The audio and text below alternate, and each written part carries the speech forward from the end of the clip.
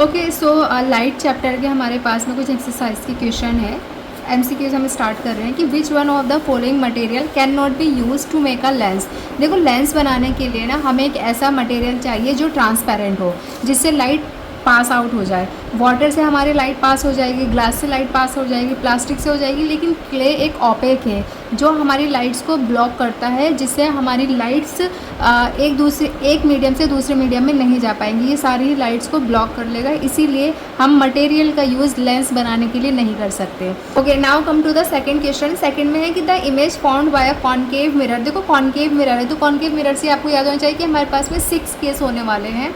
Is observe to be virtual and erect, तो हमारे लिए थोड़ा इजी कर दिया। वर्चुअल और इरेक्ट कॉनकेव मिरर का सिर्फ लास्ट वाला केस है जिसमें ऑब्जेक्ट आती है। ये हमारे पास अगर कॉनकेव मिरर है, यहाँ पर एफ है, यहाँ पी है, यहाँ कहीं ऑब्जेक्ट रखी हुई होती है। लास्ट वाले केस में लाइट आएगी, पास होगी, फोकस से होकर के जाएगी। दूसरा अगर पोल से लेंगे आप तो पोल से इस तरह से जाएगी। इनकी डिस्टेंस बढ़ती है तो हम इसको पीछे की तरफ मैच करते हैं, ठीक है। यानी कि ऑब्जेक्ट कहाँ रखी होती है, बिटवीन एफ एंड पी। आगे क्या लिखा हुआ है, and larger than the object, और यहाँ पर भी आप देख रहे हो कि ऑब्जेक्ट से लार्ज ही हो रही है, बड़े साइज़ की हो रही है। Where should be the position of the object, की ऑब्जेक्ट कहाँ रखी होनी चाहिए। तो this is very clear, object हमारी एफ और पी के बीच में रखी हुई होनी चाहिए। Okay, so the option is between the principal focus and the centre of curvature no, at the centre no, beyond the centre of curvature no, between the pole of mirror and its principal focus. ये हमारे पास right option होगा।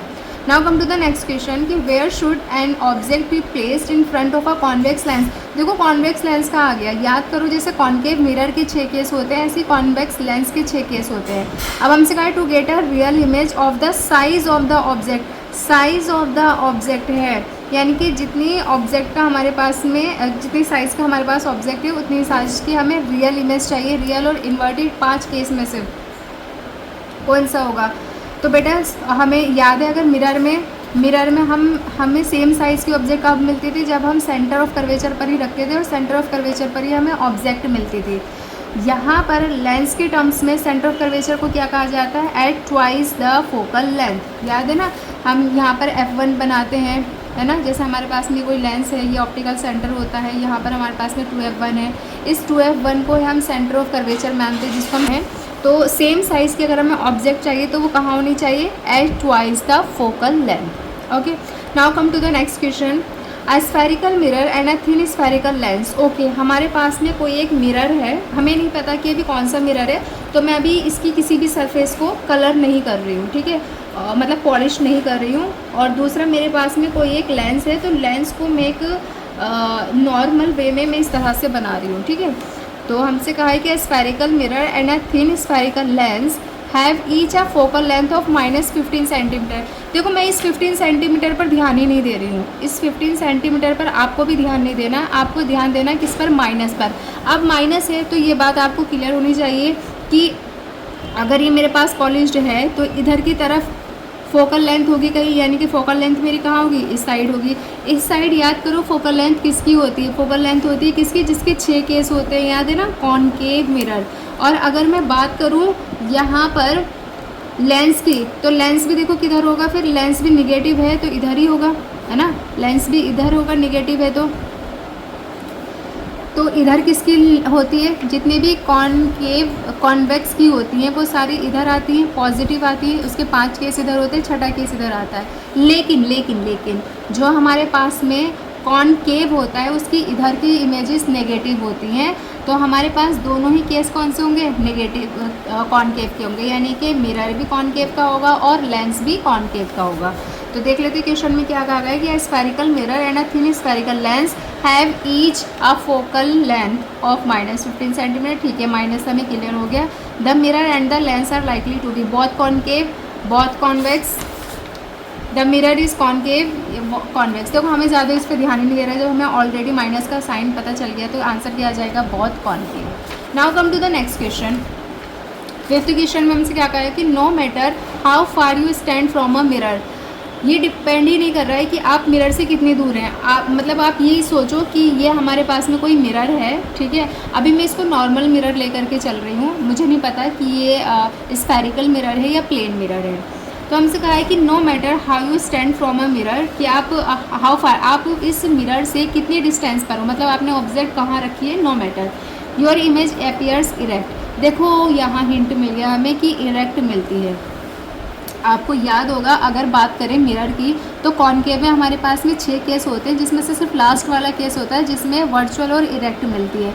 जबकि बात अगर मैं करूँ convex की, कॉन्वेक्स मिरर हो गया मेरा, या फिर कॉन्वेक्स मिरर हो गया, या फिर आप कह सकते हो प्लेन मिरर, इसमें मुझे हमेशा वर्चुअल और इरेक्ट इमेज मिलती है। ठीक है, तो जो मेरा मटेरियल है वो या तो कॉन्वेक्स मिरर हो सकता है या फिर वो प्लेन मिरर हो सकता है। ठीक है, तो इसमें कहा है कि no matter how far you stand from a mirror your image appears erect the matter is likely to be. देखो या तो फिर वो प्लेन होगा या कॉन्वेक्स होगा, तो ऑप्शन में से देख लो इधर प्लेन और कॉन्वेक्स। ओनली प्लेन भी नहीं कह सकते हम, ओनली कॉनकेव, तो कॉनकेव तो होगा ही नहीं क्योंकि वो लास्ट वाले केस में होता है, इसके तो बहुत कम चांसेस होते हैं। ओनली कॉन्वेक्स इसको भी नहीं कहेंगे, हाँ इधर प्लेन और convex, this would be a right answer. Next question में देखो, which of the following lenses would you prefer to use while reading small letters founding in a dictionary. देखो स्मॉल लेटर्स को फाउंड करना है dictionary में, मैं आपको बताऊं, यानी कि आप इसको थोड़ा सा सोच करके चलें। अगर स्मॉल लेटर्स को फाइंड करना है ना, आप ऐसे इमेजिन करें कि आप माइक्रोस्कोप में भी तो यही होता है ना कि कोई छोटा सा पार्ट होता है, फिर आप उसके ऊपर लेंसेज लगाते हो और उस पार्ट को जूम करते हो। ठीक है, और वो जूम पता है आपको, ये जो होता है, जो जूम आउट होता है, वो हमारा कॉन्वेक्स लेंस की वजह से होता है। ठीक है, और अगर मुझे क्या करना है, इसका साइज़ बड़ा करना है, इसके साइज़ को इंक्रीज़ करना है।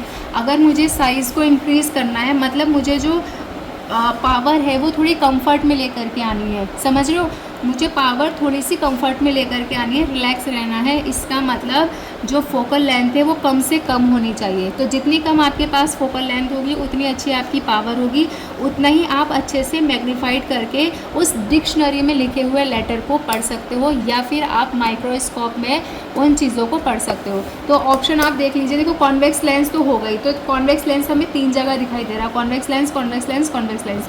इसको बी ऑप्शन को तो आप हटा दीजिए। अब हमारे पास में कहा गया है, अच्छा डी को भी हटा दीजिए, डी में कॉनकेव है। ए और सी में देखो, अब इसमें कहा है हमें 50 सेंटीमीटर, इसमें हमें कहा है 5 सेंटीमीटर। मैंने अभी आपको बताया कि मुझे पावर को रिलैक्स रखना है, इसका मतलब मुझे फोकल लेंथ कम से कम लेनी होगी। तो फोकल लेंथ कम से कम के लिए 2 ऑप्शन है, या तो आप 50 सेंटीमीटर लो या 5 सेंटीमीटर। तो कम किस में है, 5 सेंटीमीटर में। तो हमारा करेक्ट आंसर किसका होगा, C, a convex lens of focal length 5 centimetre. Hope आपको ये वीडियो पसंद आई हो। नेक्स्ट वीडियो में मिलते हैं जल्दी से, अपने एमसीक्यूज करने। Take care, bye bye.